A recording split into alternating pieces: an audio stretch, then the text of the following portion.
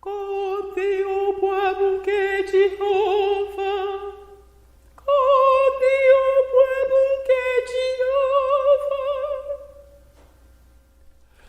conti o pueblo que Jehová, conti o pueblo que Jehová, lota, lota, lota. Biakele Jehovah, lota, lota, lota, biakele Jehovah, lota, lota, lota, biakele Jehovah. Kandi obabunke Jehovah. Kandi obabunke Jehovah, lota, lota, lota, biakele Jehovah, lota, lota, lota, biakele Jehovah, lota, lota. Lota biakele Jehovah, bakata nukele Jehovah, kele Jehovah, titenu, titenandida, no wanyanga, bodida anyanga, titenu, titenandida, kanito ya nabu, kandin sonile, lebodum nasunile, kandin sonile.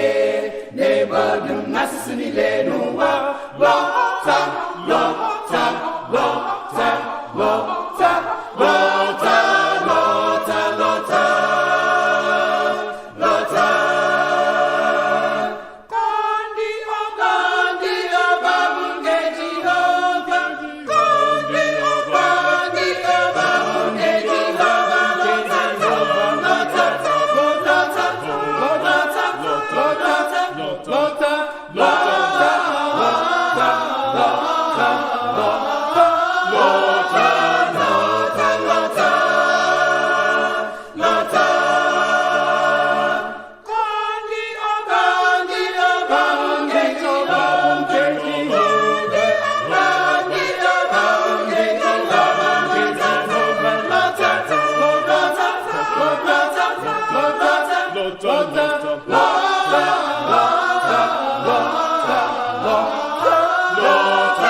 lota, lota, lota.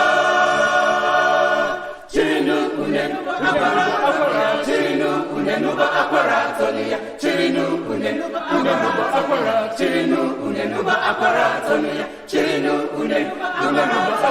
chirinu unenuba akwara, lota, lota, biakele Jehovah, chirinu unenuba akwara, chirinu unenuba akwara, chirinu unenuba akwara, chirinu unenuba akwara, chirinu unenuba akwara, chirinu unenuba akwara, lota, lota, biakele Jehovah, kandi obabunke Jehovah, kandi obabunke Jehovah, lota, lota, lota, biakele Jehovah, lota, lota.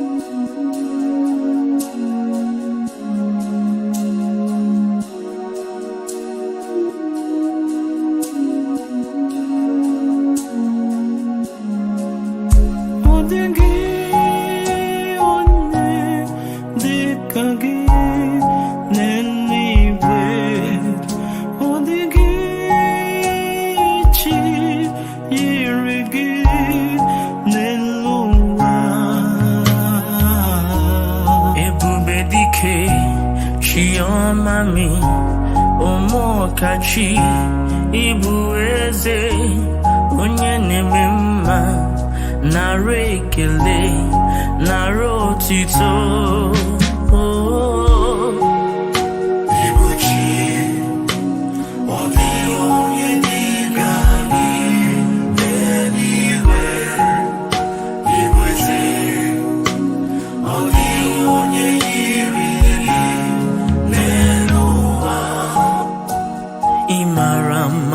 Soku Chiomami Eze Ibuchi na warrior Chukwuomami Ibu dike nara ekele nara otito Chiomamo dike n'agha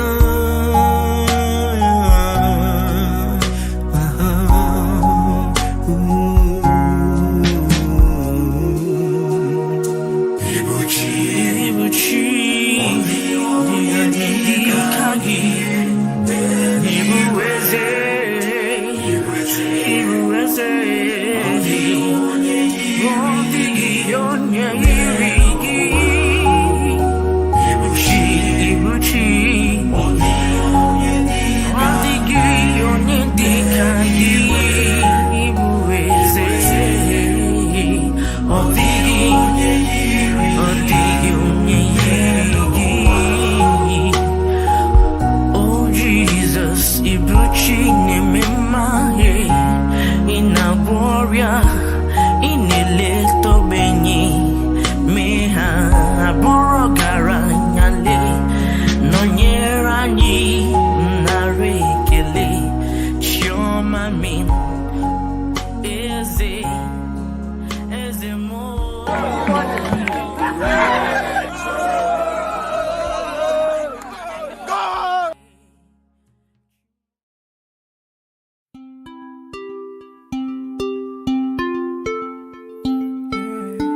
Jesus, I have come to worship you. Jesus, I have come to give you all the praises. Music 1.1 Foundation. Akwagizara me meresimo gabano matolojo. Akwagizara me meresimo gabano matulewu. Mgbe ha chọrọ m ogbugbu ikpuchitere m weja m mma. Akwagi nwụrụ n'ihi m osimo gabano matolojo. Simo gabano matolojo. Simo gabano matulewu. Simo gabano matolojo. Simo gabano matulewu. Simo gabano matolojo. Simo gabano matulewu. Simo gabano matolojo. Simo gabano matulewu. Every day and night, now you be the God where they bless me. Every day and night, now you be the God where they save me. Now you be the God where they heal me. Now you be the God where they feed me. Now you be the God where they raise me. Now you be the God where they give me.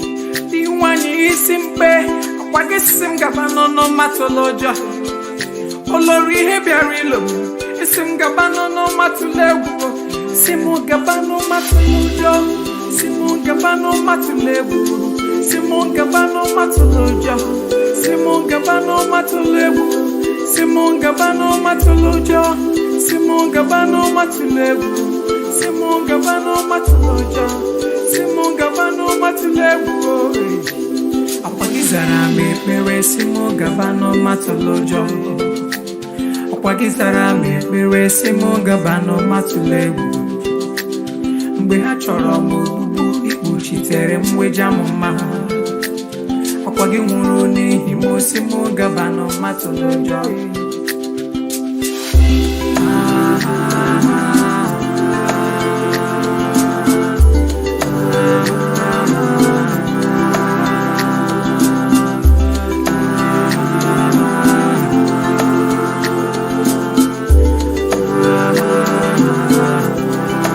Simo gabano matolojo.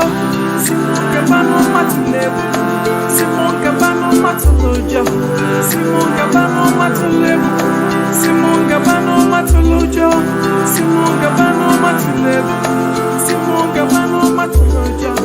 Simo gabano matulewu. Every day and night, now you be the God where they bless me. Every day and night, now you be the God where they save me. Now you be the God where they heal me. Now you be the God where they feed me. Now you be the God where they raise me. Now you be the God where they give me. She want your rura bara. Isim gabano no matolojo.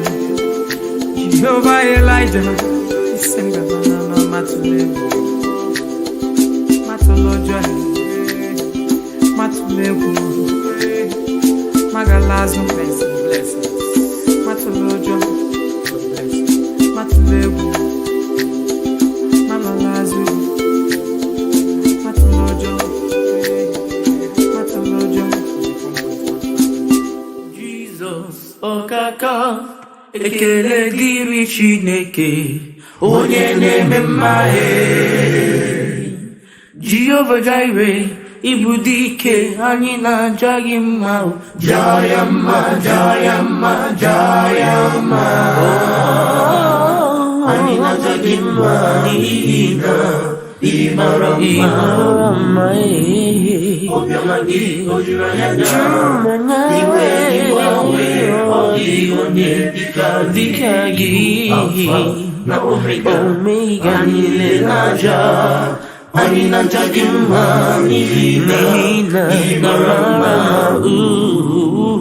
obiọma gị o juru anya iwe gị gbanwee ọ dịka gị Alfa na Omega anyị niile n'aja gị mma ịbụ Chukwu onye dị mma ịbụ Chukwu onye bere ịbụ Alfa na Omega mụ onye mbụ na onye ikpeazụ mmalite n'ọgwụgwụ ya ka m ji na-asị n'ịbụ Chi m ịbụ Chukwu onye dị mma ịbụ Chukwu onye bere ịbụ Alfa na Omega m onye mbụ na onye ikpeazụ mmalite n'ọgwụgwụ ya ka m ji na-asị n'ịbụ Chi m ịdị ebube ịmara mma Alfa na Omega onye mbụ na onye ikpeazụ mmalite n'ọgwụgwụ ya ka m ji na-asị n'ịbụ Chi m ịdị ebube ịmara mma Alfa na Omega onye mbụ na onye ikpeazụ mmalite n'ọgwụgwụ ya ka m ji na-asị n'ịbụ Chi m ya ka m ji na-asị n'ịbụ Chi m ya ka m ji na-asị bụ Chi m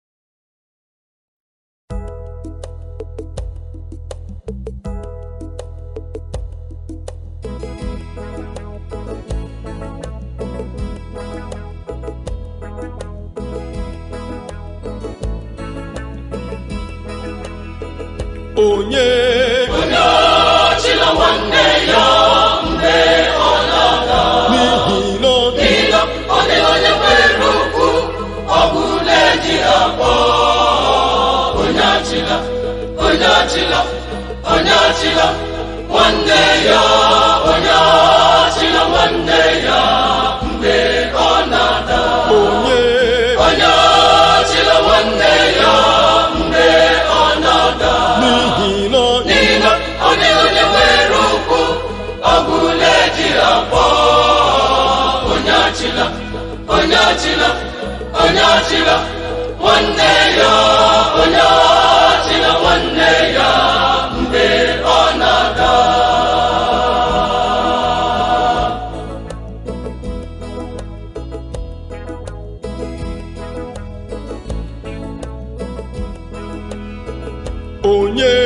Onye achịla nwanne ya mgbe ọ na-ada, n'ihi na ọ dịghị onye nwere okwu ọ bụla eji akpọ onye achịla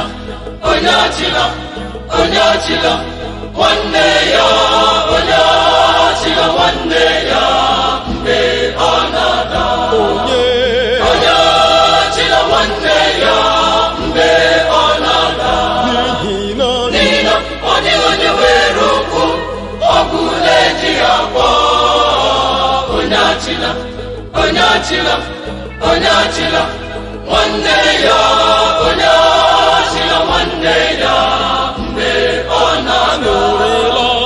Aṅụrịla ọṅụ n'ụbọchị anya mmiri nwanne gị, n'ihi na echi nwere ike ịbụ anya mmiri nke gị. Onye ụwa amaghị ufere n'ama ya, aṅụrịla ọṅụ n'ihi na o nwere ike ya lawa ya bata.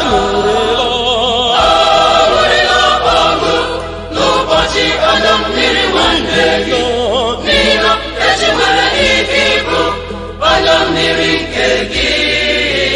Onye ụwa amaghị ufere n'ama ya, aṅụrịla ọṅụ n'ihi na o nwere ike ya lawa ya bata. Onye achịla nwanne ya ma ọ na-eri uju, onye achịla nwanne ya ma ọ na-akwa akwa, onye achịla nwanne ya, n'ihi na echi dị ime, ọ dịghị onye maara ihe ọ ga-abụ, ọ dịghị onye maara ihe chi ga-achị, echi dị nwanne nwanne ya, n'ihi na echi dị ime, ọ dịghị onye maara ihe ọ ga-abụ, ọ dịghị onye maara ihe chi ga-achị, echi dị nwanne ya. Onye achịla nwanne ya ma ọ na-akwa akwa, onye achịla nwanne ya, n'ihi na ọ dịghị mara ihe echi nwanne ya, onye mere taa onye achịla nwanne ya, n'ihi na ọ dịghị mara ihe echi nwanne ya, onye mere taa onye achịla nwanne ya. Enyi m achịla nwanne ya ma ọ na-akwa akwa, onye achịla nwanne ya, n'ihi na ọ dịghị onye ọbụla ụzọ ya ụwa ya ka mma, ọ dị ihe ichere ọ gaghị iche n'isi ya emere, n'ihi na ọ dịghị onye ọbụla ụzọ ya ụwa ya ka mma, ọ dị ihe ichere ọ gaghị iche n'isi ya emere. Ezamaracha onye achịla nwanne ya, enyi m achịla nwanne ya, achịla nwanne gị, onye achịla nwanne ya, achịla enyi gị, onye achịla nwanne ya, achịla nwanne gị, onye achịla nwanne ya, achịla ehihie achịla oge ọchị mmụọ ga-emekwa gị mmụọ na-akwa akwa nwanne ya n'ihi na ọ chịgara ihe ya onye mere ike echiche ya mụrụ ọzọ n'ihi na ọ chịgara ihe ya onye mere ike echiche ya mụrụ ọzọ.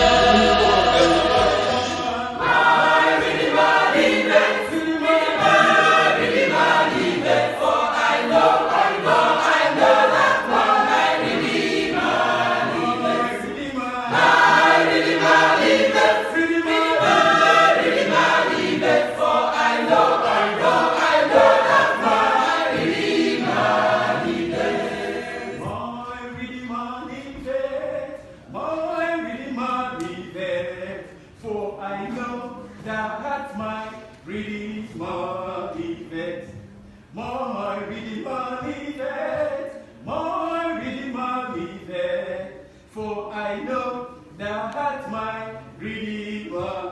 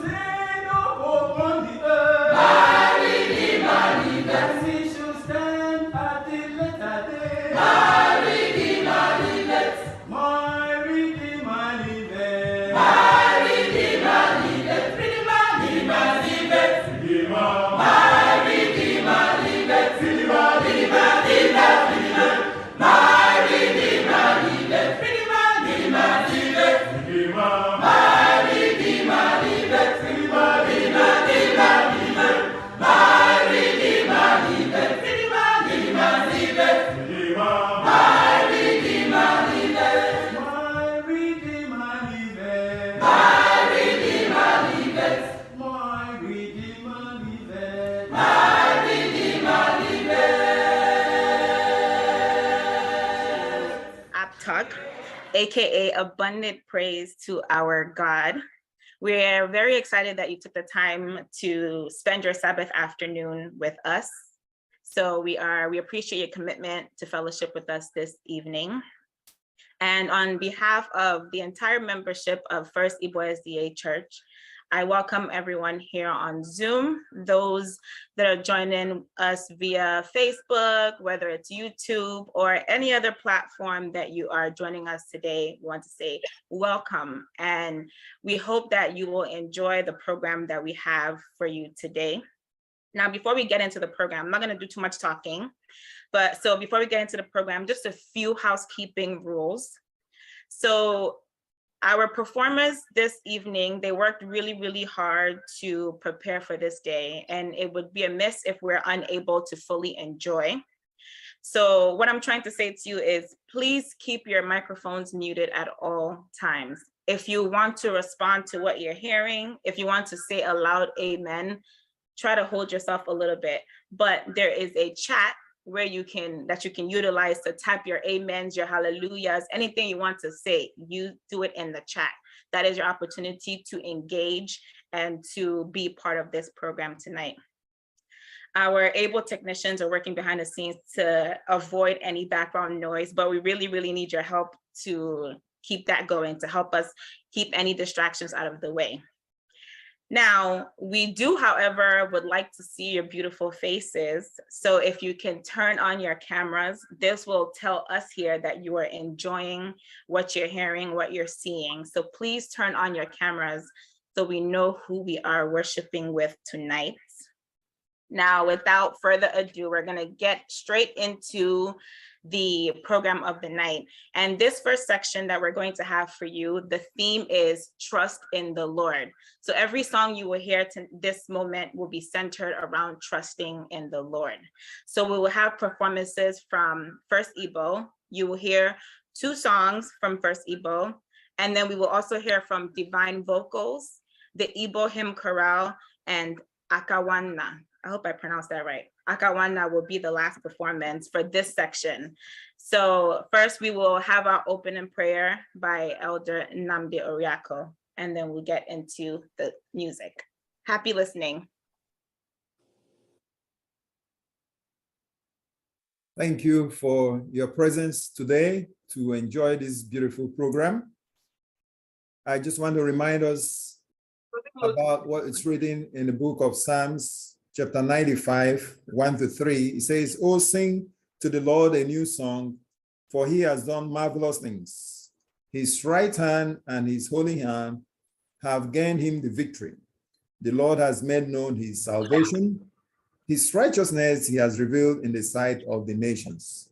With these words, I want to open it with a short prayer. Let us pray. Heavenly Father, this is your own time. We commit ourselves unto you, we surrender completely unto you, and we pray that you guide us through. We pray for abundance of your blessing, abundance of your grace. Be with the technology we are using, participants, members who are logging in, and those who are present here. Wherever they are coming from, Lord, we pray that they will benefit from this program today and be richly blessed abundantly. In Jesus' mighty name I pray. Amen.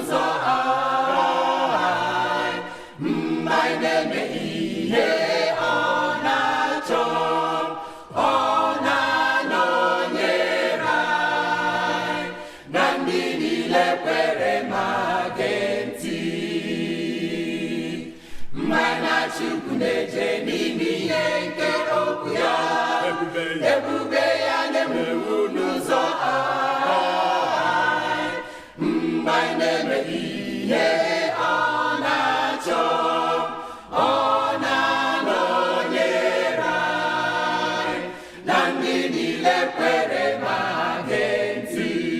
Kwere ma gee ntị. Kwere gee ntị, kwere gee ntị. Ọ dịghị ụzọ ọzọ inwe ọṅụ na Jizọs kama kwere ma gee ntị.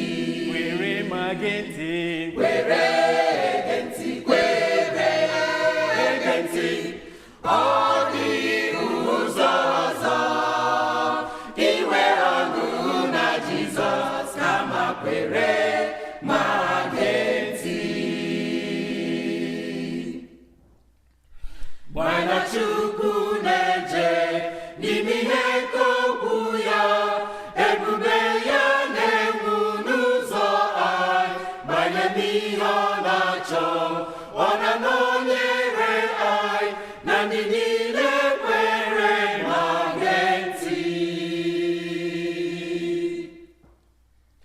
Gbana Chukwu na-eje n'ime ihe nke okwu ya, ebube ya na-enwu n'ụzọ anyị.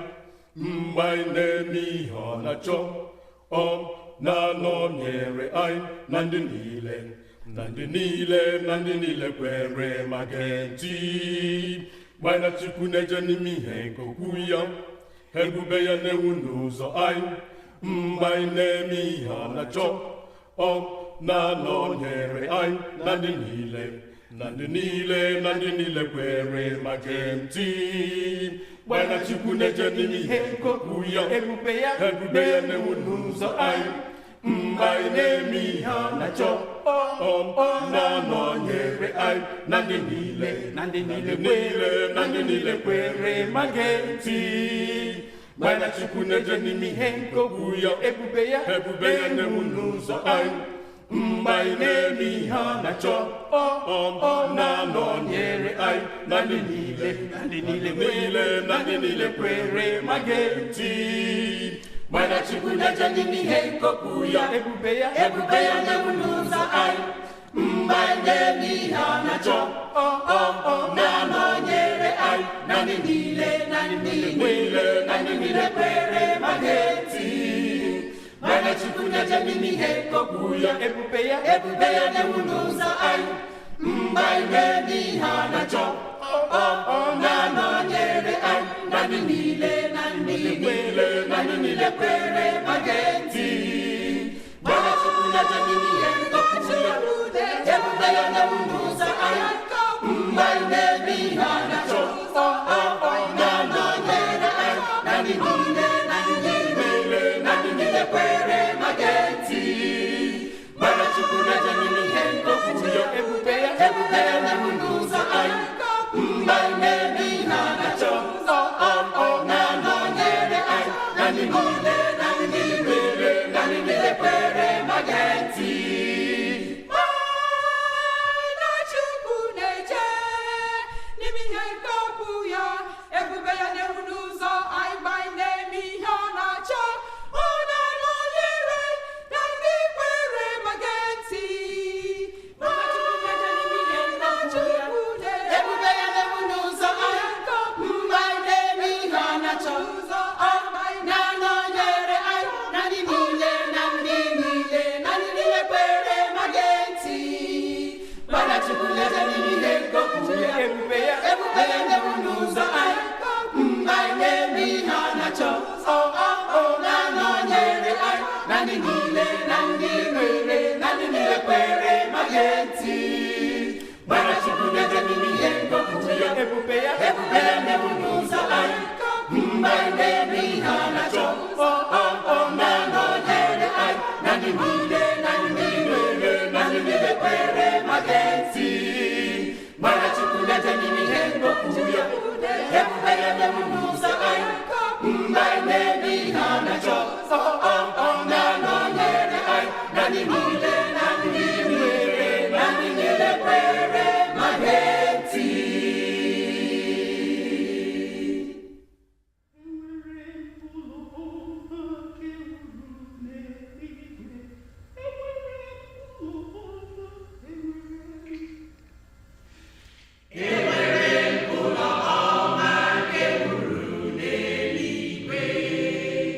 Ụlọ ahụ nke mara mma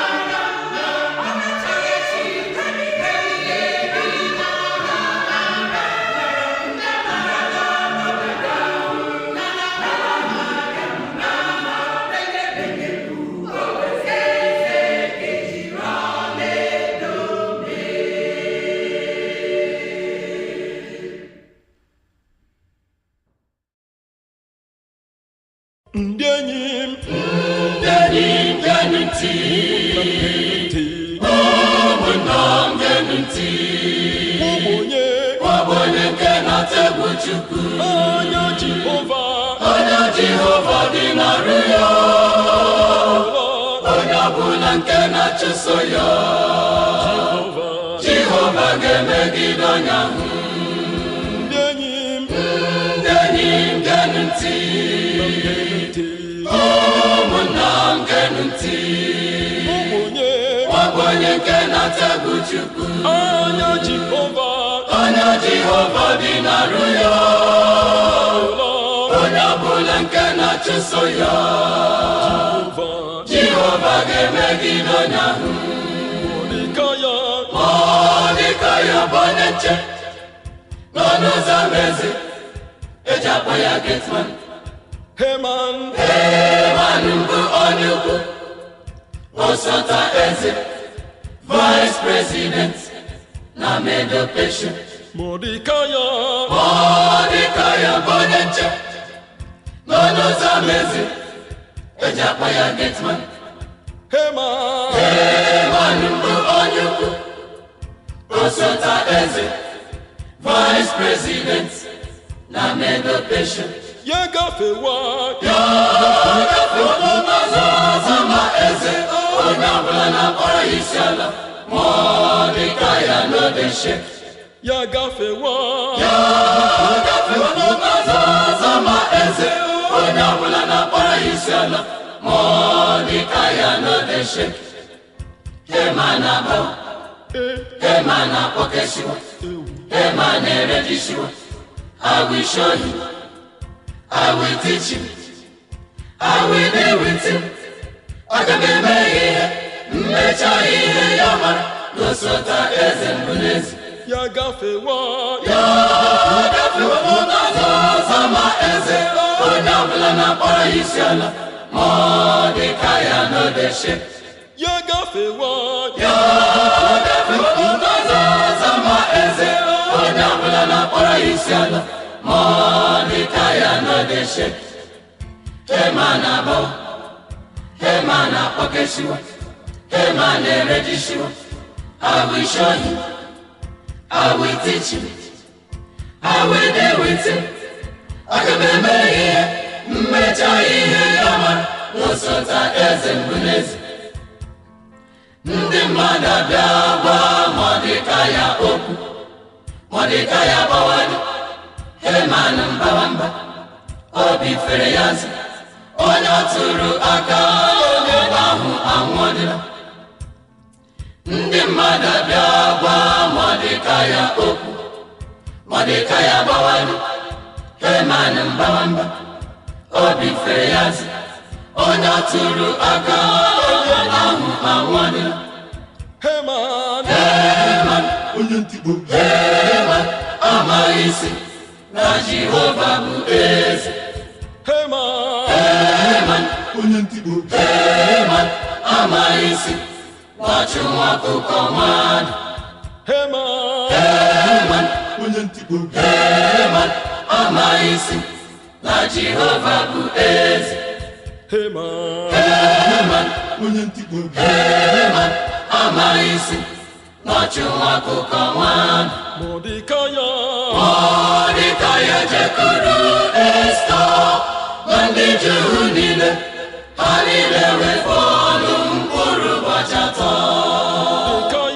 Mordecai jekuru Esta na ndị Juu niile ha niile wefọdụ mkpụrụ ụbọchị atọ Jehova lee anyị enweghị onye ọzọ ịhapụ anyị gala n'iyi Jehova lee anyị enweghị onye ọzọ ịhapụ anyị gala n'iyi Heman ebula onwe ya n'ọnọdụ Mordecai Heman onye ntikpo Heman ebula onwe ya n'ọnọdụ Mordecai kelenu Jehova oge zazile onye nyere anyị mmeri oge meje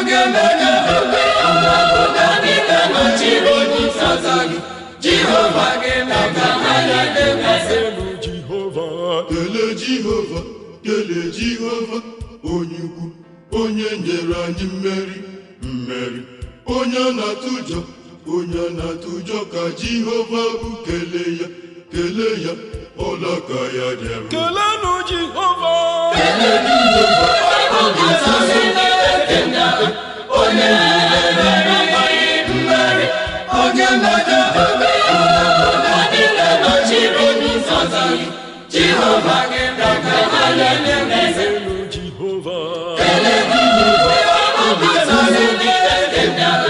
onye nyere anyị mmeri oge mmeri obodo niile nọchiri ụzọ gị Jehova ga-eme ka ha niile gbaselu Jehova kelee Jehova onye nyere anyị mmeri oge mmeri obodo niile nọchiri ụzọ gị Jehova ga-eme ka ha niile gbaselu egbola onwe ya n'ọnọdụ Mọdekai egbola onwe ya onye ntikwu egbola onwe ya n'ọnọdụ Mọdekai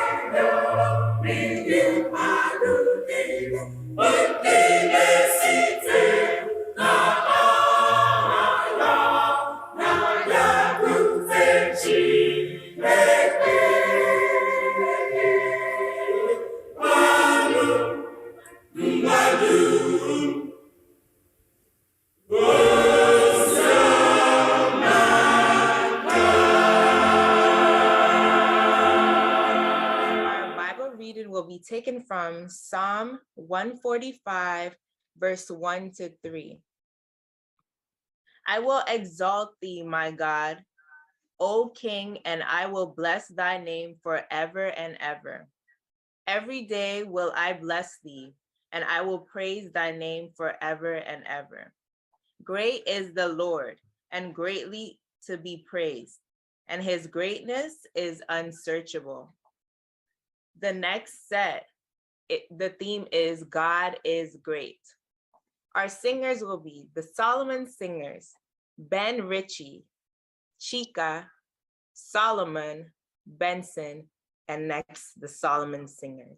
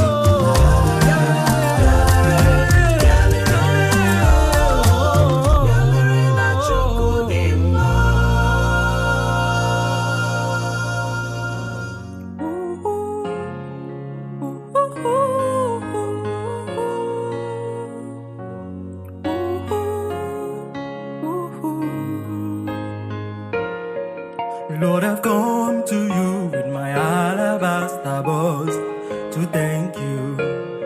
My testimonies came from the price paid on the cross.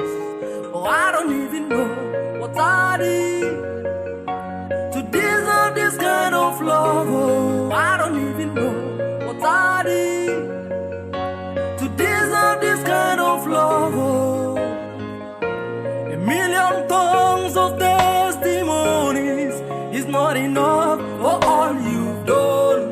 Lord, I have nothing to say than to say I'm grateful.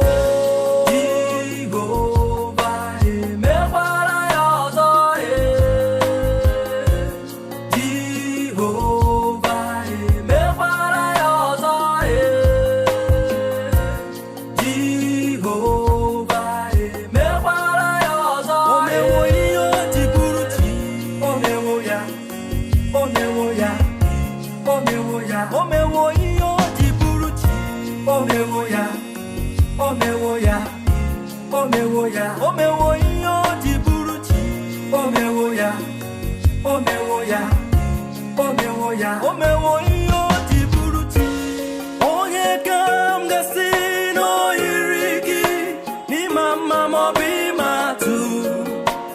no one can do anything you dare do.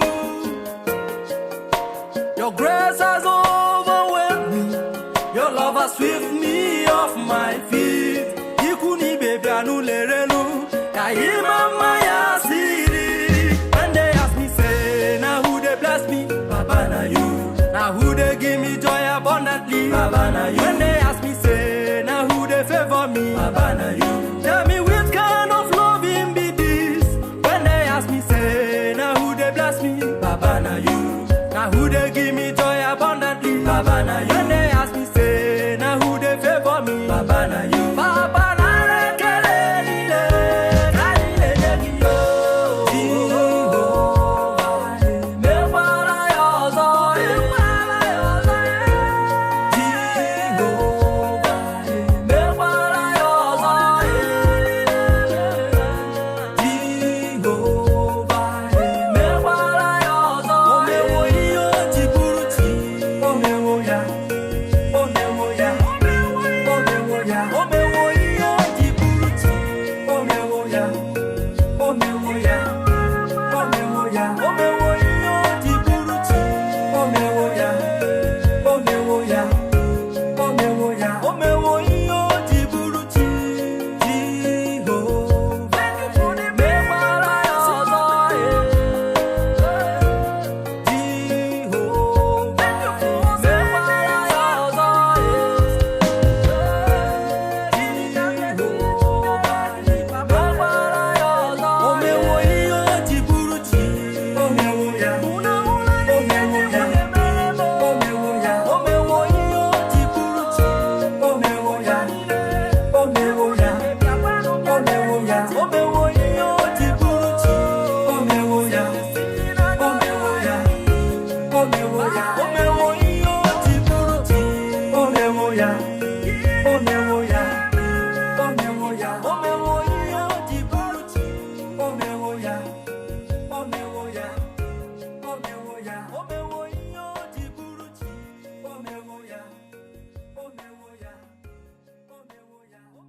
Music 1.1 Records. It's Chica.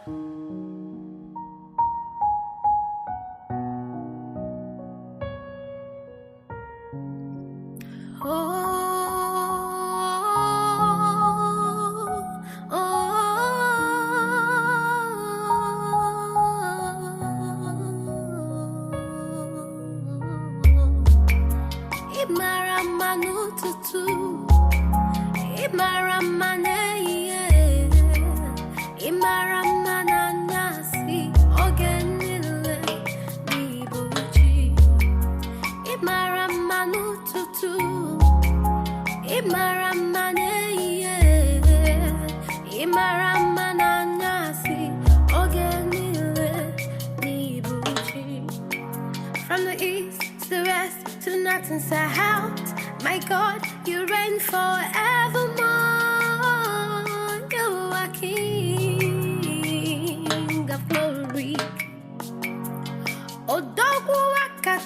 aka echetanu mobiesike esenezelo onyama ebubekiziru ebenile ebubekiziru ebenile ebubekiziru ebenile onyama chimara obimo esendeze you are king of glory Imaramanu tutu Imaramana Imaramana si ogenile ni jochi Imaramanu tutu Imaramane Imaramana si ogenile ni jochi God of the sea, the stars and the moon, you are the giver of life. Oh, Abawe, Diwai Simpe, Nibuchi, Ide Arari Pumo, Chama man, my everlasting glory. Oh, Lori, Lorenile, Ago Nechembamo, Chicati Biale, Even on your mouth, Anna Meneki Otito,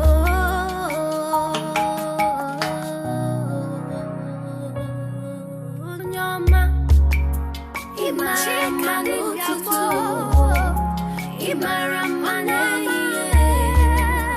Imaramana si ogenile ni jochi Imaramanu tutu Imaramane Imaramana si ogenile ni jochi Imaramanu tutu Imaramane Imaramana si ogenile ni buchi Imaramanu tutu Imaramane Imaramana si ogenile ni buchi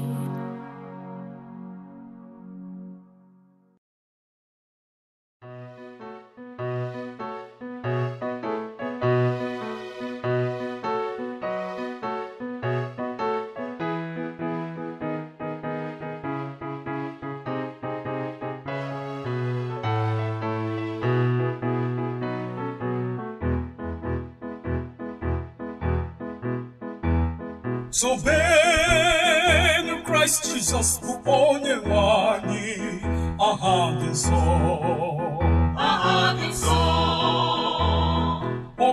ọbịbịa ya wetara anyị mgbapụta eze ebube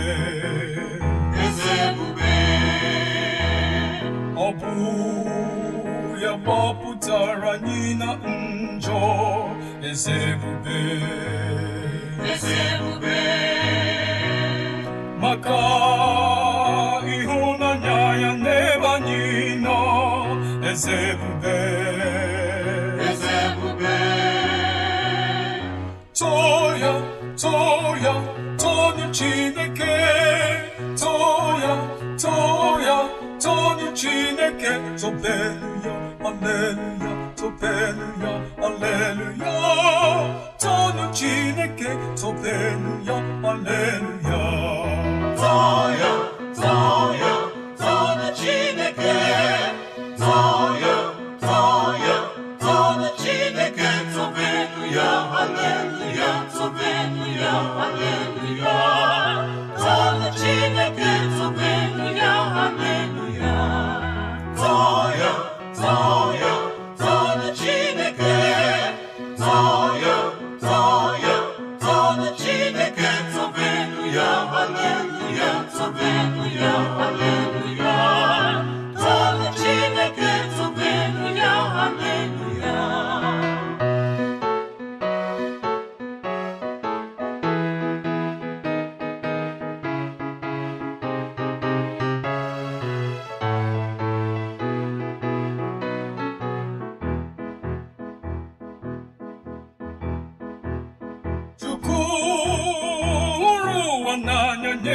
gbara ya n'ihi mmehie ka ọ bịa sachapụ njọ mmadụ niile kwere na ya atụrụ Chukwu bụ onye egburegbu ịsacha njọ ka mmadụ niile bụrụ ndị ga-ebi ebighị ebi unu tọọ ya Chineke tọọ Chineke tobenu ya haleluya tobenu ya haleluya tọọ Chineke tobenu ya haleluya unu tọọ ya Chineke Chineke tobenu ya haleluya tobenu ya haleluya tọọ Chineke tobenu ya haleluya ya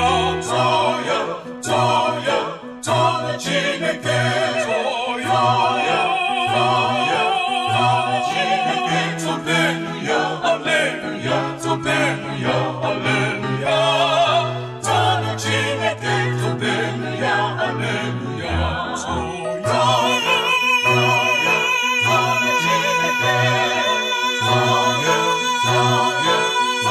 Chineke tobenu ya haleluya tobenu ya haleluya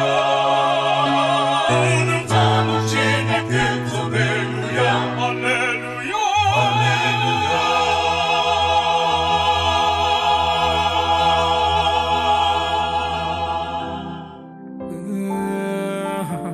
Music 1.1 Records.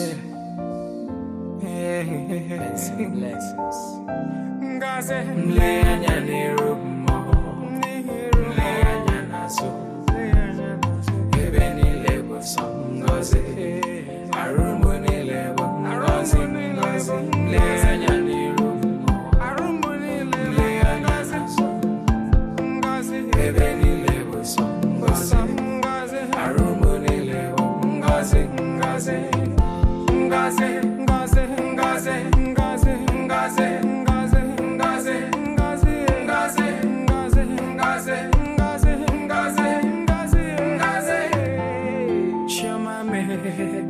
Akwa gị nyere anyị ọmụmụ Chioma, akwa gị nyere anyị ụba gburugburu m niile ịdịrị obi m mma. Chioma, ekele juru m ọnụ n'ime ọnọdụ m niile ị na-akasị m obi. Chioma, ekele juru m ọnụ. You be God, you know be my baby. Ọ dịghị onye yiri gị, i mere nwanyị ga-atụrụ ime. Anya n'iru mleanya n'azụ, ebe niile bụ sọ ngọzi, arụ m niile bụ ngọzi. Mleanya n'iru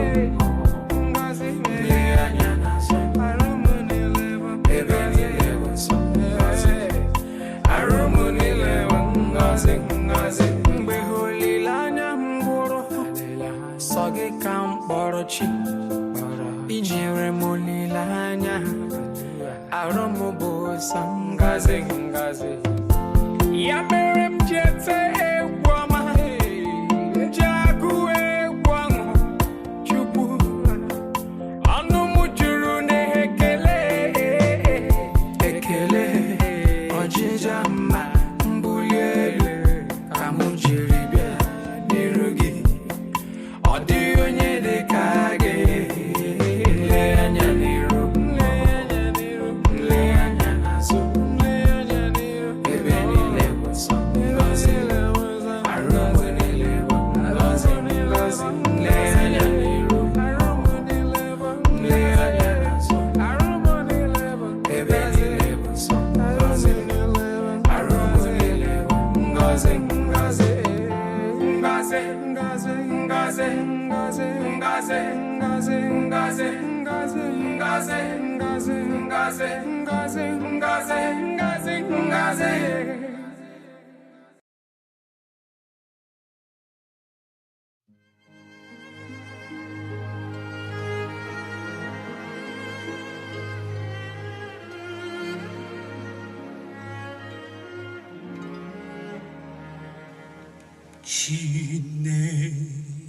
Chinekina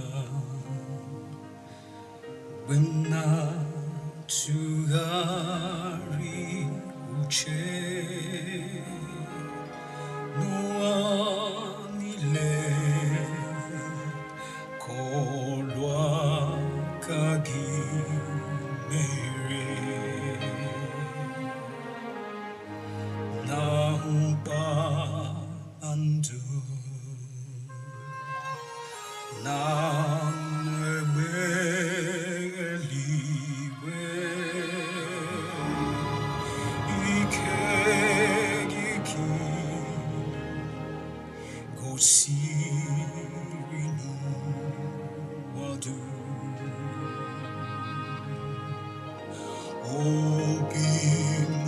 Nabu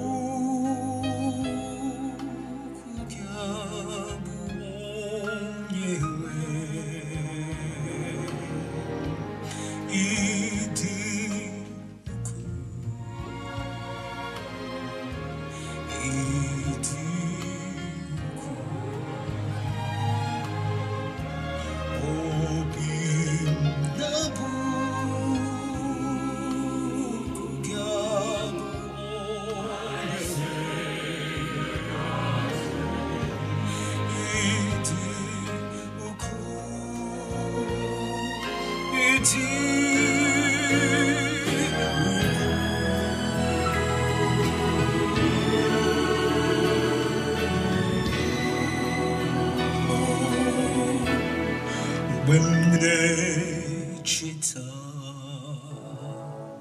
na chuku ezogi waya no nyere ya ihu ni ojobu ribu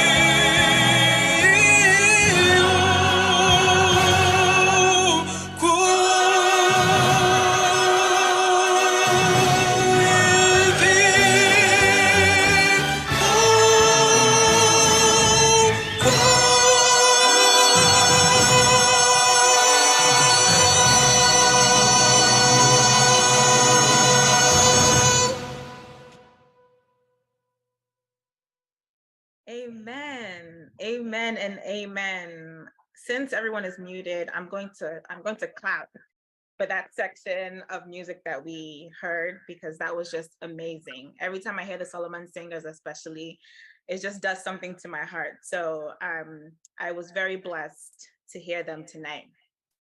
Our Bible in Psalms 98, verses 1-3 says, "Oh, sing unto the Lord a new song, for he had done marvelous things. His right hand and his holy arm have gotten him the victory. The Lord hath made known his salvation. His righteousness hath he openly shown in the sight of the heathen. He hath remembered his mercy and his truth toward the house of Israel. All the ends of the earth have seen the salvation of our God." With that, we will go straight into our next segment. This next segment emphasizes on the goodness of God. The last segment emphasized the greatness of God, but now we're focused on the goodness of God.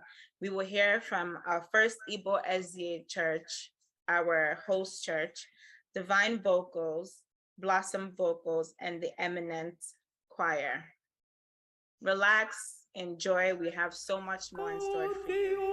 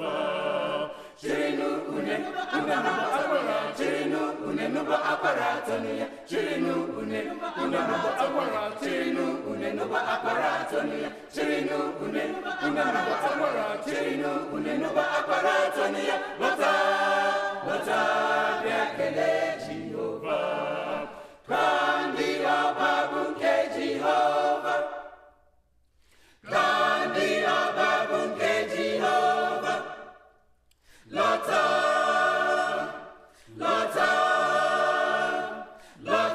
biakele Jehovah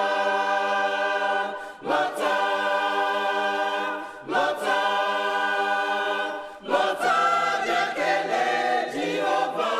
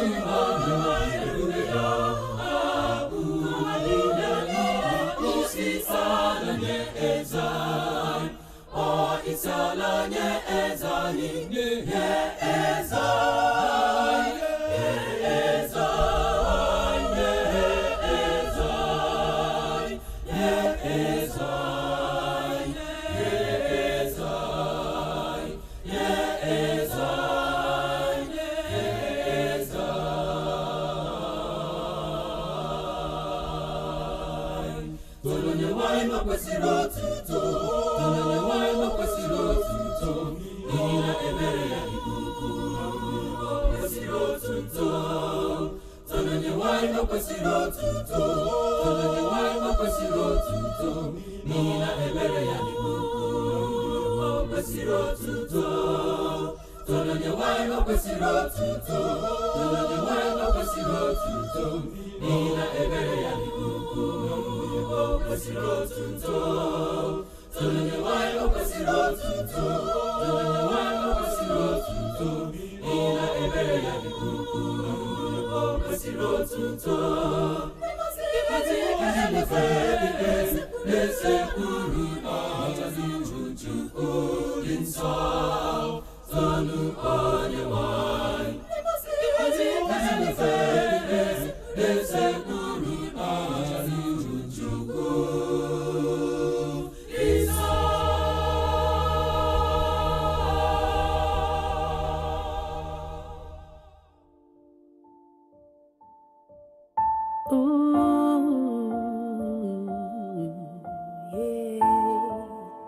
Low vocals. Oh, Music 1.1 Records. Chukwebuka,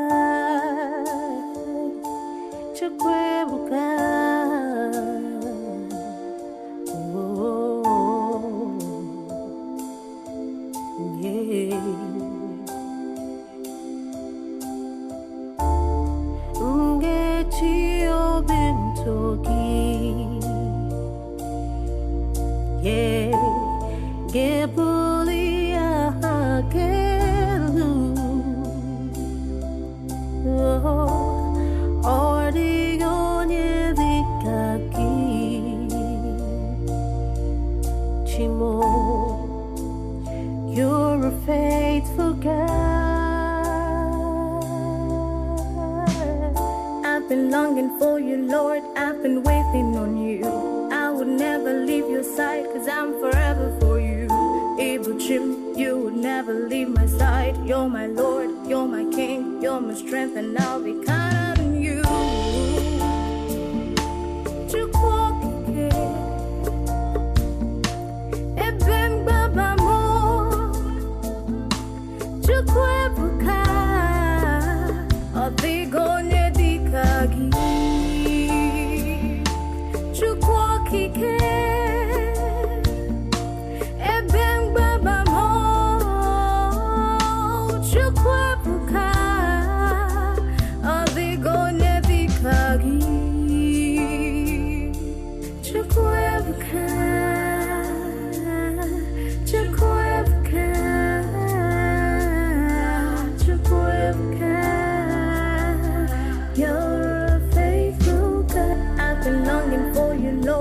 Been waiting on you.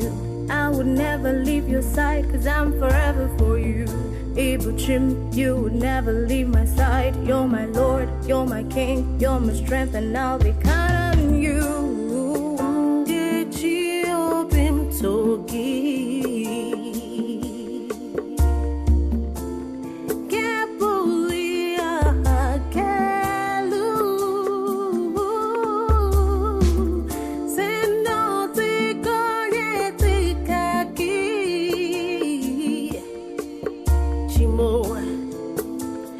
you're a faithful God.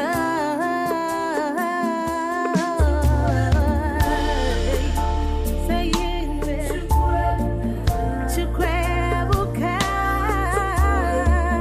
You're a faithful God. Oh, yeah. Say it, Chukwebuka.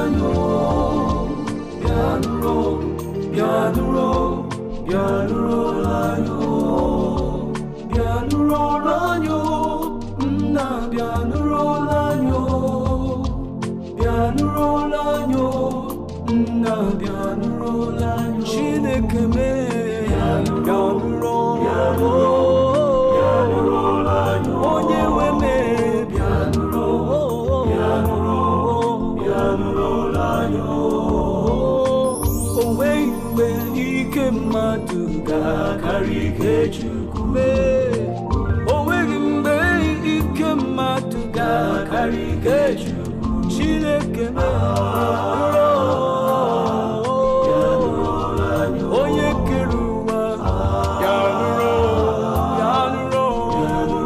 anyị ya nụrụ olu anyị Chineke bịa nụrụ anyị ezebe wee mgbe ike mmadụ ga-akarị ike Chukwu o nweghị mgbe ajọ mmadụ ga-akarị ike Chineke bịa nụrụ anyị Chineke gbadata bịa nụrụ akwa anyị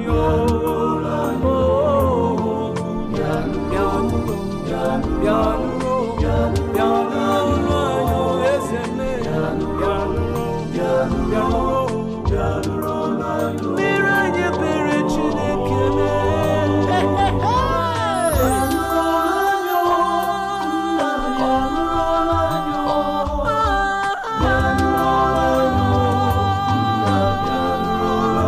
eze ebube bịa nụrụ arịrị oge narị mmiri anyị bere Chineke bịa nụrụ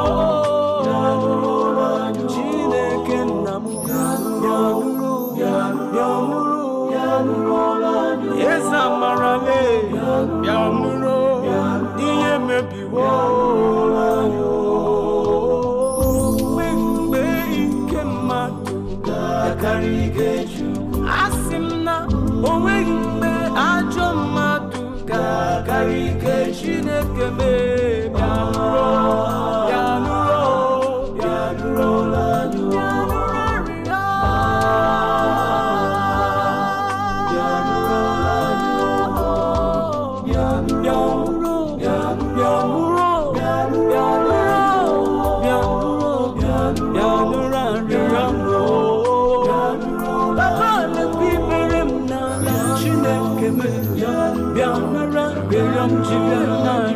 Chineke arịrịọ m narịọ Chineke m asị m gị bịa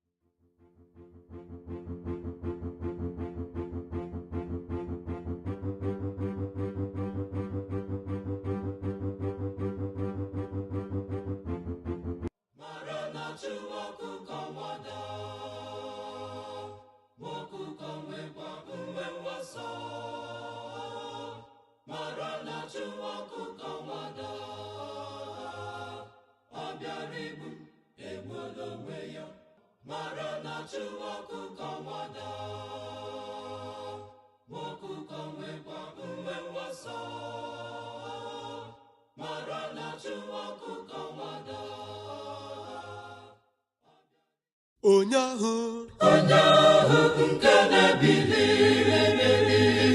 imegide onye aka ya dacha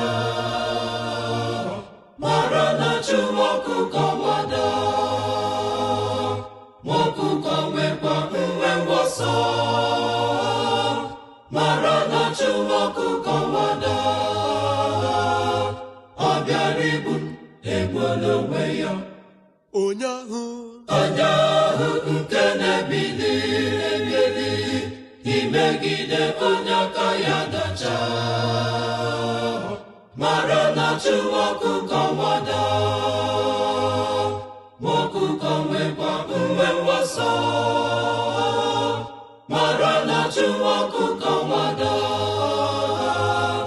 ọ bịara igbu egbuola onwe ya Belak bụ eze Moab wee ụmụ Izrel n'ala ha. Gịnị mere ya? Obi ajọ ya njọ, Ụjọ ụjọ wee bịanụ ya. Ọ bịawe ya n'afọ niile Izrel bụ mba dị ukwu. Belak Belak bụ eze Moab, wee hụ ụmụ Izrel n'ala ha. gịnị mere ya? Obi ajọ ya njọ, Ụjọ ụjọ wee bịanụ ya. Ọ bịawe ya n'afọ niile Izrel bụ mba dị ukwu. o wee sị O wee sị, ọ ga-emerapụ ha, nrapụ ha, ha ga-emerụ m ahụ. Surely they will deal with me, n'ezie them go show me pepper. o wee sị O wee sị, ọ ga-emerapụ ha, nrapụ ha, ha ga-emerụ m ahụ. Surely they will deal with me, n'ezie them go show me pepper. o wee kpọọ Belam bịazawanụ, n'ihi na ha dị ike karịa anyị. o wee kpọọ Belam bịazawanụ, n'ihi na ha dị ike karịa anyị. Belam agawala Belam agawala efu ọnụ, ịnyịnya kwuru okwu ugboro atọ, ma ọkọtafusa ya. Onye Chineke gọziri, ọ dịghị onye ga-akọcha. Belam agawala Belam agawala efu ọnụ, ịnyịnya kwuru okwu ugboro atọ, ma ọkọtafusa ya. Onye Chineke gọziri, ọ dịghị onye ga-akọcha. mgbe ị na-achụ ụzọ Kọtanụ sayị, onye aka ya dị ọcha, kọtanụ sayị, kọta ya. kọtanụ sayị na Chineke na-adị. Ị na-emegide Kọtanụ sayị, nwa Chineke, kọtanụ sayị, kọta ya. kọtanụ sayị na chụwa ọkụkọ nwa. mgbe ị na-achụ ụzọ Kọtanụ sayị, nwa ogbenye, kọtanụ sayị, kọta ya. kọtanụ sayị na Chineke na-adị. mgbe ị na-emegide Kọtanụ sayị, nwa ogbenye, kọtanụ sayị, kọta ya. kọtanụ sayị na chụwa ọkụkọ nwa. Unu ahụwo Unu ahụhụ ebe na ngọzi ụmụ Izrel ugboro atọ. Unu ahụhụ ebe na ngọzi ụmụ Izrel ugboro atọ. Unu ahụhụ ebe na ngọzi ụmụ Izrel ugboro atọ. Ọchụ ọkụkọ wee ada, Chineke onye na-achụ gị gada. Ọchụ ọkụkọ wee ada, Chineke onye na-achụ gị gada. Ọchụ ọkụkọ wee ada, Chineke onye na-achụ gị gada. Ọchụ ọkụkọ wee ada, Chineke onye na-achụ gị gada. Onye ahụ nke na-ebili imegide onye aka ya dacha, mara na chụ ọkụkọ nwada.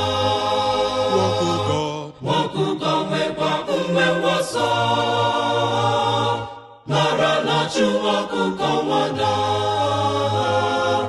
Ọ bịara igbu egbuola onwe ya. Amen. God is good. God is good.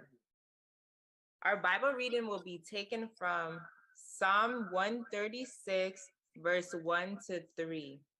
Oh, give thanks unto the Lord, for he is good, for his mercy endureth forever. Oh, give thanks unto the God of gods, for his mercy endureth forever. Oh, give thanks to the Lord of lords, for his mercy endureth forever. Our theme for this section will be God is merciful. It will be presented by First Igbo, our host church, Igbo Hymn Chorale, Bubblins, and Diana. Happy listening. n'ihi na o sitewo n'iche onwe ya n'iru Chineke naanị otu mgbe n'ihi na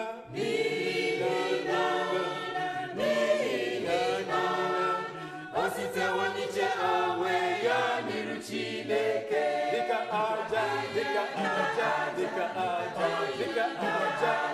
aja naanị otu n'ihi na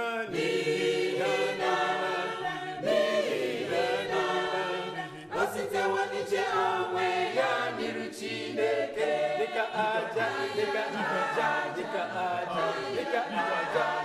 aja naanị otu mgbe ka ndị a na-edo nsọ ha zue oke mgbe niile o sitewo n'iche onwe ya n'iru Chineke dịka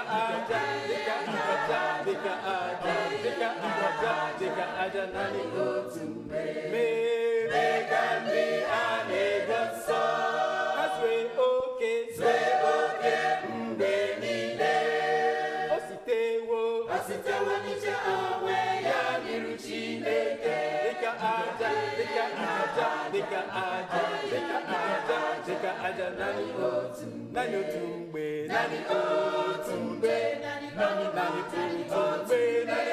otu mgbe o sitewo n'iche onwe ya naanị otu mgbe iche onwe ya n'iru Chineke naanị otu mgbe iche onwe ya dịka aja naanị otu mgbe wee mee ka ndị a na-edo nsọ naanị otu mgbe ka ha zue oke mgbe niile naanị otu mgbe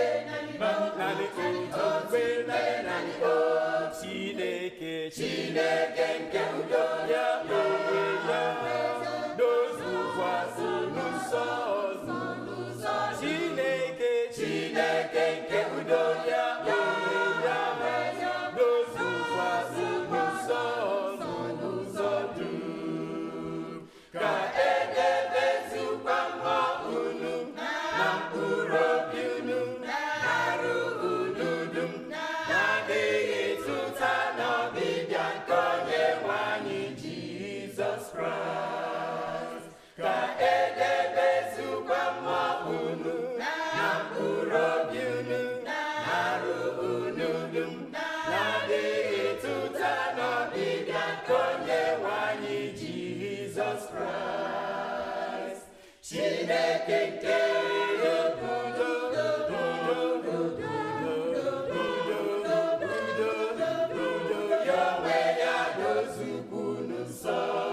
Chineke nke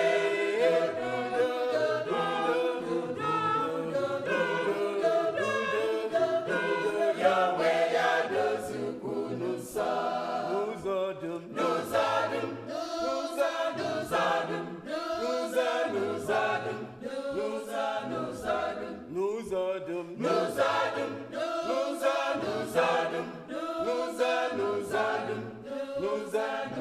n'ụzọ niile na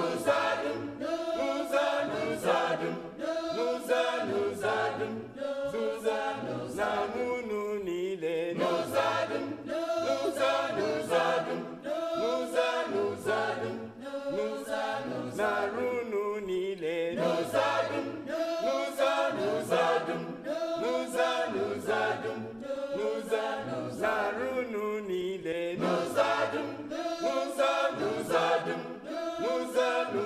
dum na unu niile n'ụzọ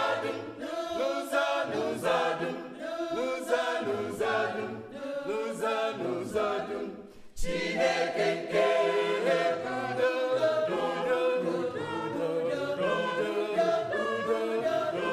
ya onwe ya dozukwu n'ụzọ Chineke nke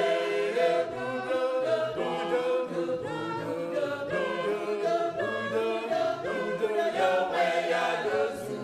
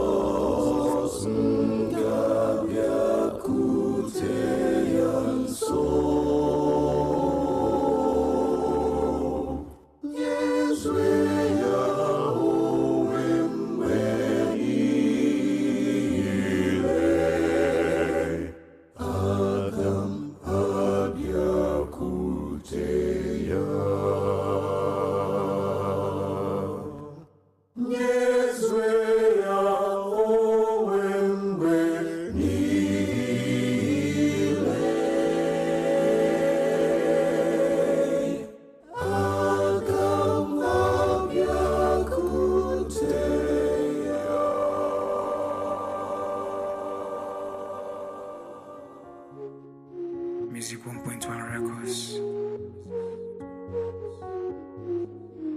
Diana.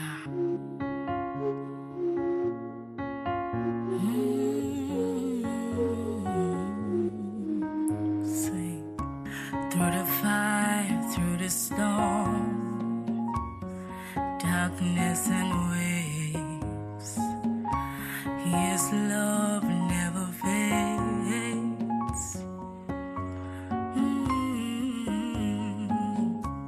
Through the thick and the thin, and in cold heart, He leads all the way. Oh, He never fails in His promises. He guides me through all day. He never fails in His promises. Oh, Chukwunedumo, He leads me all the way. Chukwunedumo, He leads me all the way. Chukwunedumo, Chukwunedumo, He leads me all the way. Chukwunedumo, Chukwunedumo, He leads me all the way. Chukwunedumo, Chukwunedumo, He leads me all the way. Chukwunedumo, Chukwunedumo, He leads me all the way. And I've been around the world, and I've seen so much more. Being tossed here and there, even by the doubts from within. But what He promised, He alone can keep, and His truth shall never end. No matter what, sing it, Chukwunedumo, Chukwunedumo, He leads me, and He leads me, Chukwunedumo, sing it, Chukwunedumo, and Chukwunedumo, He leads me all the way, leads me all the way, Chukwunedumo, Chukwunedumo, He leads me all the way, Chukwunedumo, Chukwunedumo, He leads me on my way. You are there by my side, you are there when I walk. Oh, Inedumo, Ebenile, Chukwunedumo, Bemnona wata, Inedumo, Soginedumo, Chiobioma, Soginedumo, Chukwunedumo, Chukwunedumo, Chukwunedumo.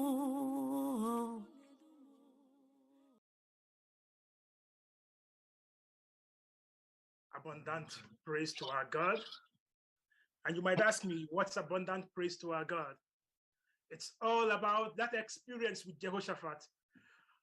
5 nations against him, just against one person. How would he fight his battle? And the only way to fight that battle was just abundant praise.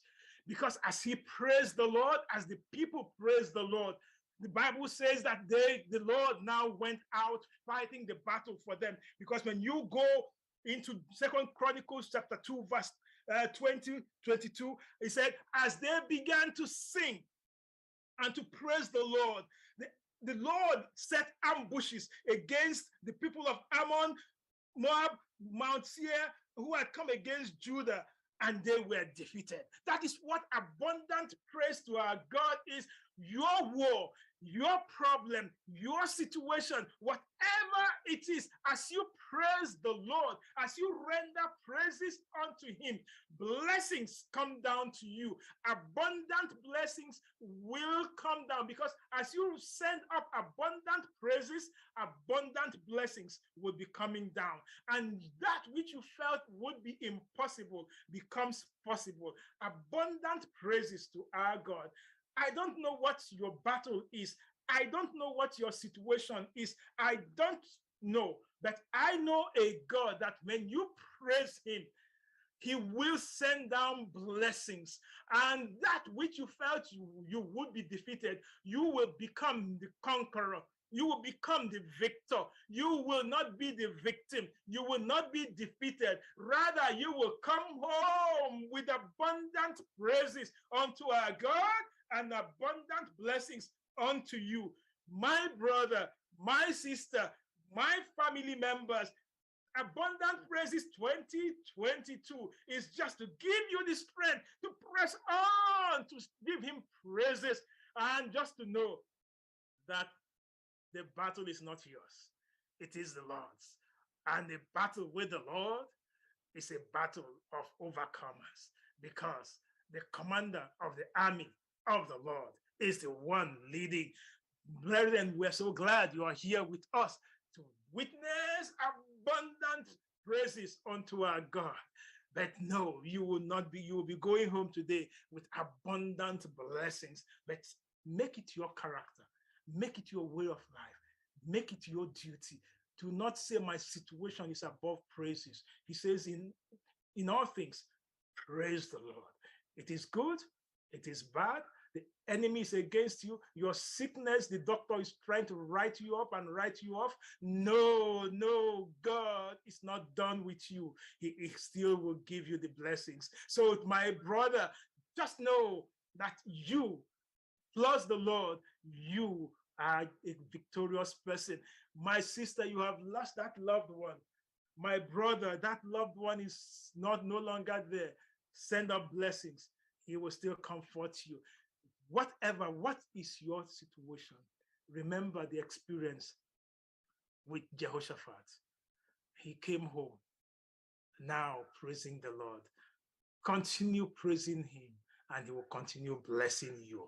Abundant praises 2022. Here at Festival, that's what we do.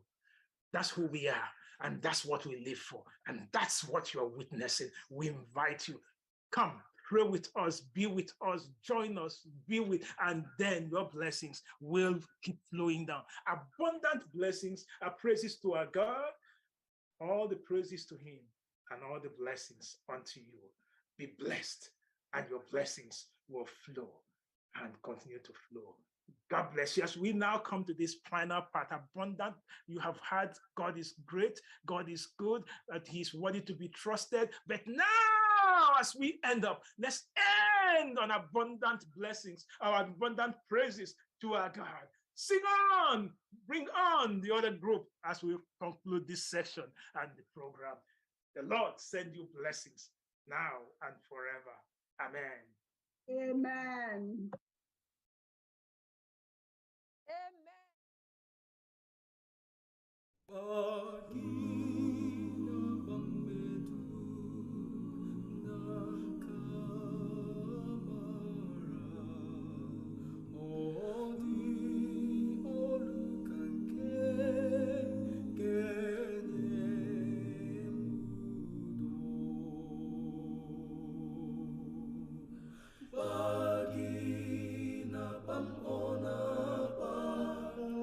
Ona pambeni le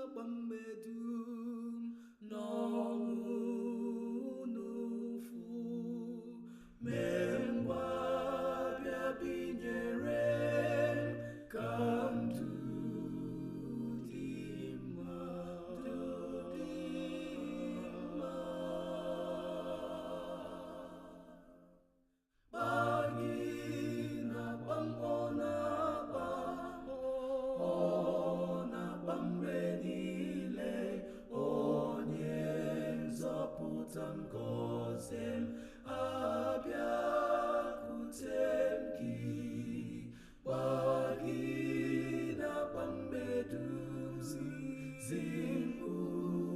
uche gị ka nkwa gị niile mezue n'arụ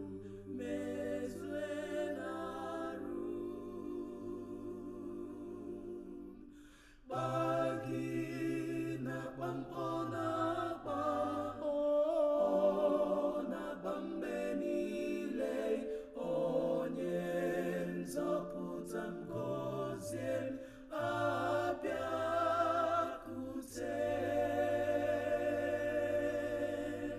gị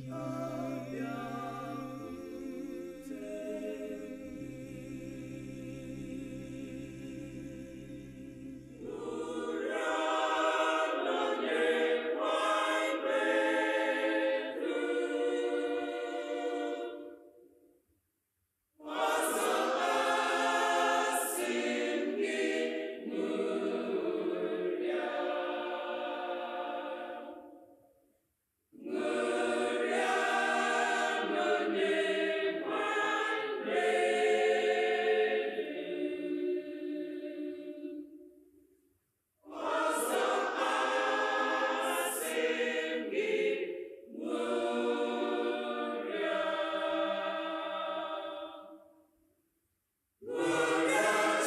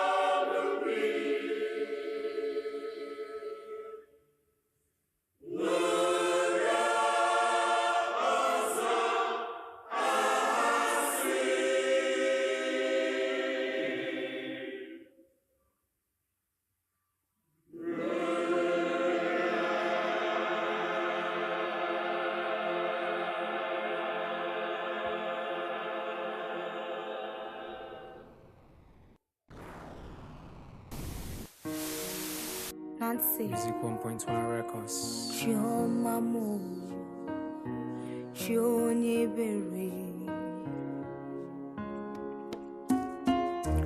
Ngeji obi m niile keleje Jehovah. I will tell of His marvelous works. I'll keep rejoicing in His name. Makano buchobioma, Chioma. Makano buchobioma, Chioma. That's why I say Chioma. Inadigide. That's why I say Chobibere. Owe onye irigi. Makano buchobioma, Chioma.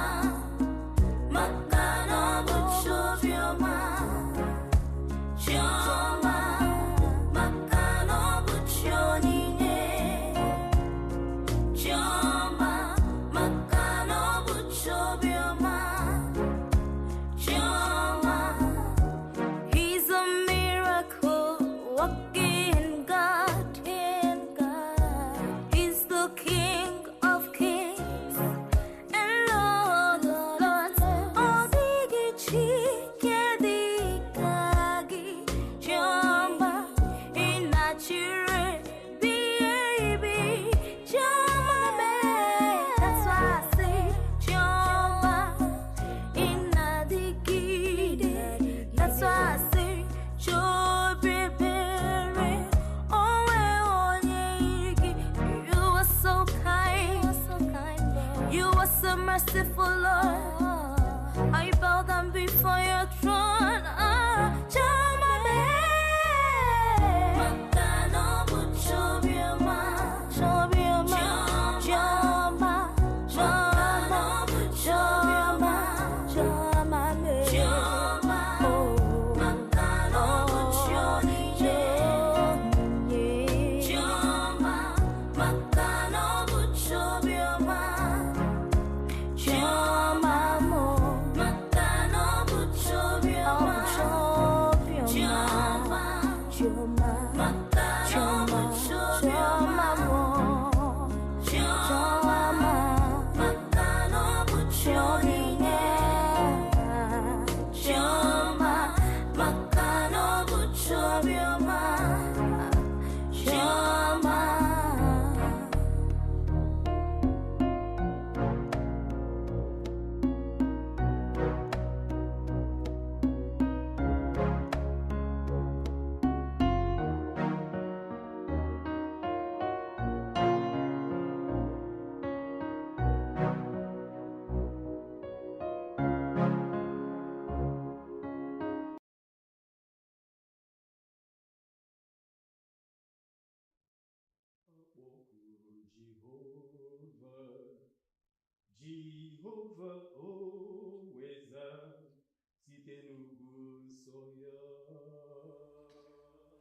Akpọkuru Jehova, Jehova oweza site n'ugwu nsọ ya. Akpọkuru Jehova, Jehova oweza site n'ugwu nsọ ya. Akpọkuru Jehova, Jehova oweza site n'ugwu nsọ ya. Oweza site n'ugwu nsọ ya. Oweza site n'ugwu nsọ ya. Akpọkuru m Jehova, Jehova oweza site n'ugwu nsọ ya. Oweza site n'ugwu nsọ ya. Oweza site n'ugwu nsọ ya. Akpọkuru m Jehova, Jehova oweza site n'ugwu nsọ ya. Oweza site n'ugwu nsọ ya. Oweza site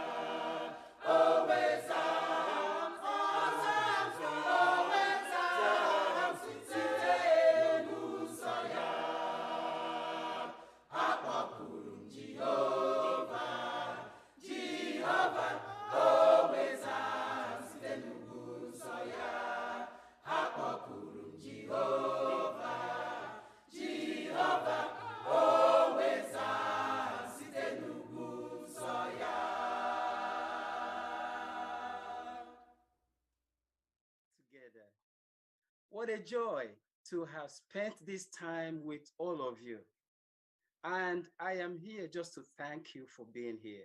And I don't even know who to call first. But let me call all of you that spent your time, dedicated your time to this evening. This Aptog 2022 has been wonderful. I have enjoyed myself, and I know if I can talk to you and hold you now, you have enjoyed yourself. So let me start by thanking the Lord, our God who has made this possible. All the planning, he directed it. And I say, may glory and abundant praises be to this Jehovah. And for the technical people, Elder Gochukwag and Elder Churchill and Zenwa, I cannot thank you enough, especially Elder Gago, who spent sleepless nights every time he was working on this project, and the Lord guided him through this. We are grateful to you, my brother, and to these performers, to the singers. I just want to call all your names one after the other, and thank you for being part of this wonderful event. Chika, the Solomon singers, Nancy, Ben Ritchie, Diana, Mr. Benson, Solomon Singers, Kawana Choir in Lagos, Igbo Hymns Chorale, Eminike Akatobi and Company, and that's actually Osaoku District Choir, Blossom Vocals, Divine Vocals, Bubblings, First Igbo Seventh Day SDA Church Choir. How can I thank you enough? Individually and collectively, the time you spent, trying to get these songs together. I thank you from the bottom of my heart. And I thank all of you. And I want to invite you to and look up to Aptog 2023. That is coming. And I don't even have the power to say it. And I think it's going to come from the pastor and he's going to invite you again. I am happy and I'm really excited, and glory be to the Lord. Thank you for being part of this program. Good night. There is still post-loot. Don't log out yet. There is still music that you can listen to if you have time to hang around. Glory be to God. Thank you, my brother. My Redeemer liveth, my Redeemer liveth, for I know that my Redeemer liveth, Redeemer liveth, for I know that my Redeemer liveth, Redeemer liveth, for I know that my Redeemer liveth, my Redeemer liveth, my Redeemer liveth, for I know that my Redeemer liveth, my Redeemer liveth, my Redeemer liveth, for I know that my Redeemer liveth,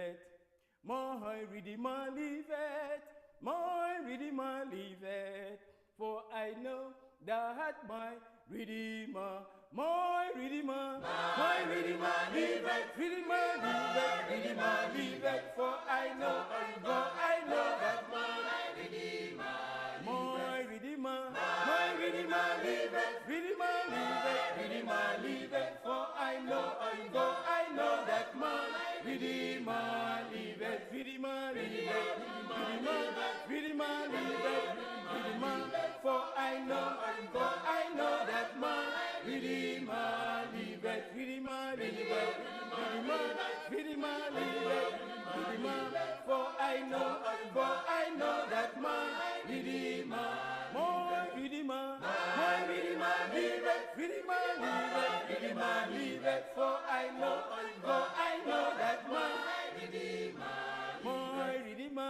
my Redeemer liveth, Redeemer liveth, for I know that my Redeemer liveth, Redeemer liveth, Redeemer liveth, for I know that my Redeemer liveth, Redeemer liveth, Redeemer liveth, for I know that my Redeemer liveth, and that he shall stand up at the latter days, and that he shall stand up at the latter days, and that he shall stand up at the latter days, and that he shall stand up upon the earth, and that he shall stand up at the latter days, and that he shall stand up at the latter days, and that he shall stand up at the latter days, and that he shall stand up upon the earth. My Redeemer liveth, my Redeemer liveth, my Redeemer liveth, my Redeemer liveth, my Redeemer liveth, my Redeemer liveth, my Redeemer liveth, and he should stand up upon the earth, my Redeemer liveth, and he should stand at the latter day. my Redeemer liveth, My Redeemer liveth, my Redeemer liveth, my Redeemer liveth, my Redeemer liveth, my Redeemer liveth, my Redeemer liveth, Redeemer liveth, liveth, Redeemer, my Redeemer liveth, Redeemer liveth, Redeemer, my Redeemer liveth, Redeemer liveth, Redeemer, my Redeemer liveth, Redeemer liveth, Redeemer liveth, my Redeemer liveth, Redeemer liveth, Redeemer, my Redeemer liveth, my Redeemer liveth, my Redeemer liveth, my Redeemer liveth, my Redeemer liveth, and he should stand up upon the earth, my Redeemer liveth, and he should stand at the latter day. my Redeemer liveth, My Redeemer liveth, my Redeemer liveth, my Redeemer liveth, my Redeemer liveth, my Redeemer liveth, my Redeemer liveth, my Redeemer liveth, my Redeemer liveth, my Redeemer liveth, my Redeemer liveth, Redeemer liveth, Redeemer, my Redeemer liveth, Redeemer liveth, Redeemer liveth, my Redeemer liveth, Redeemer liveth, Redeemer, my Redeemer liveth, my Redeemer liveth, my Redeemer liveth, my Redeemer liveth, my Redeemer liveth.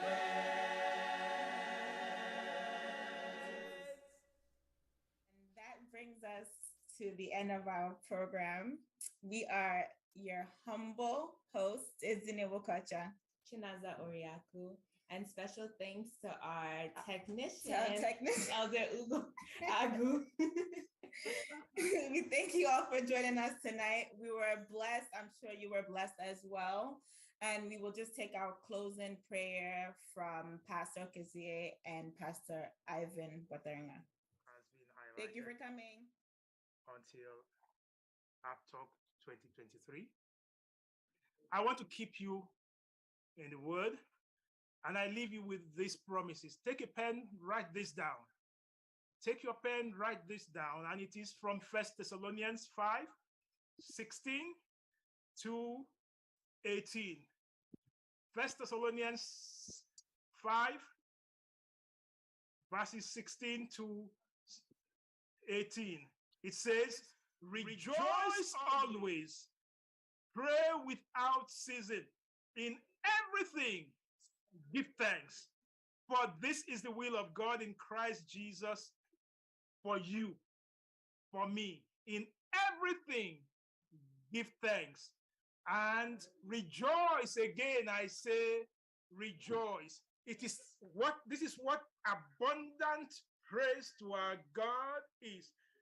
Be a person of praise. Be a person of thanksgiving, and continue to praise the Lord now and always. I am so thrilled that another Okezie, my other Okezie, is here to now give us closing prayer. Pastor Ivan Okezie Wateringa, this time he's not speaking from Zimbabwe. He's speaking right here from Berrien Springs, Michigan. Pastor, you are more than welcome. So go ahead with the closing prayer. I know your wife is here, your children, they are here, and looking forward to very soon giving you that big hug right here in this place with closing prayer, my brother. Shall we pray?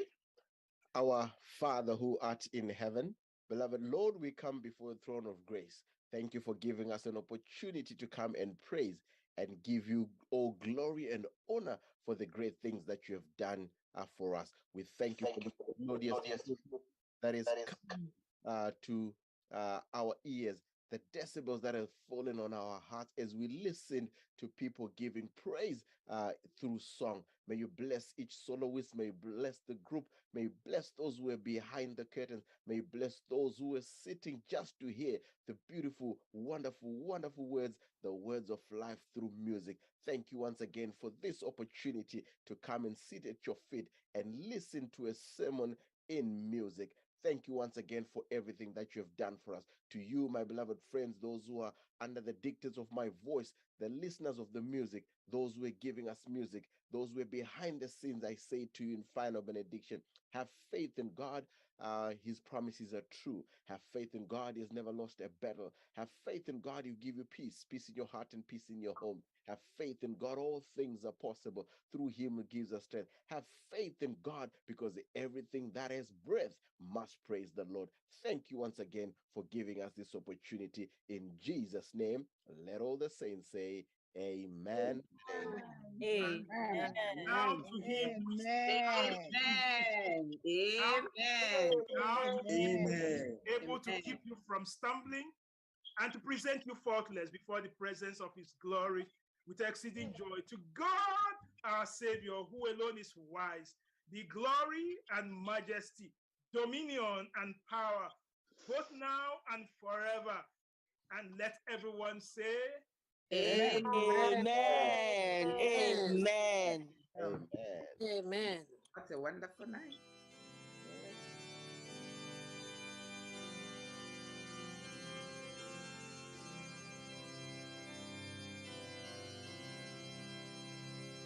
Oh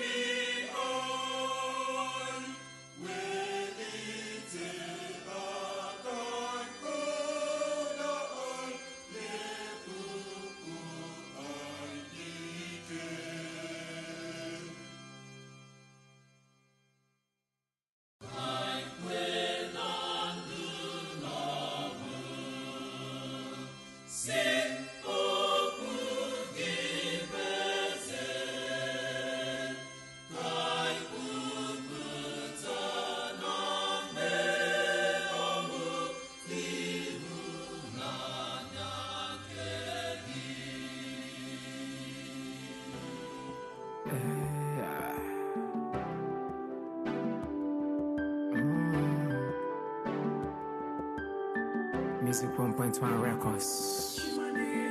Benson Blessings.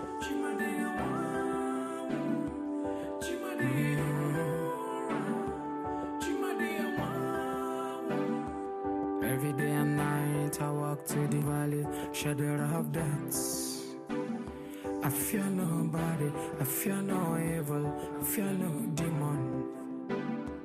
Oh mama, I thank God Almighty for giving me you. Oh Papa, blessed be the name of the Lord for giving me you. Chimadi,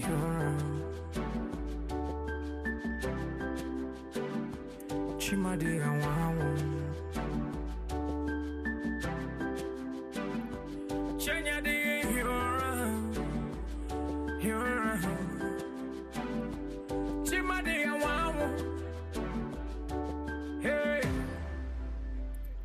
Chanya di hora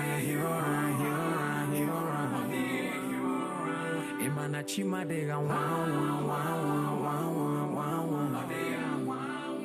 Imana chanya di hora Chanya di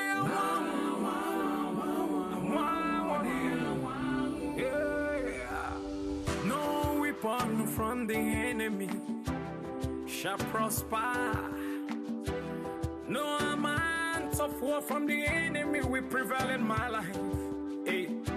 For he that dwell in the secret place of the Most High shall abide under the shadow of the Almighty. For he shall give his angels in charge over me. Every day and night I walk to the valley of shadow of death.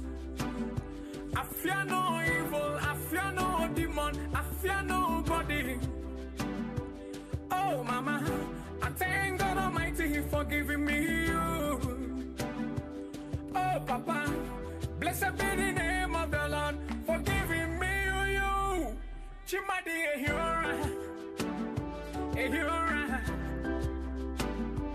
Chimadi, a wow, a wow. Chimadi, a hero.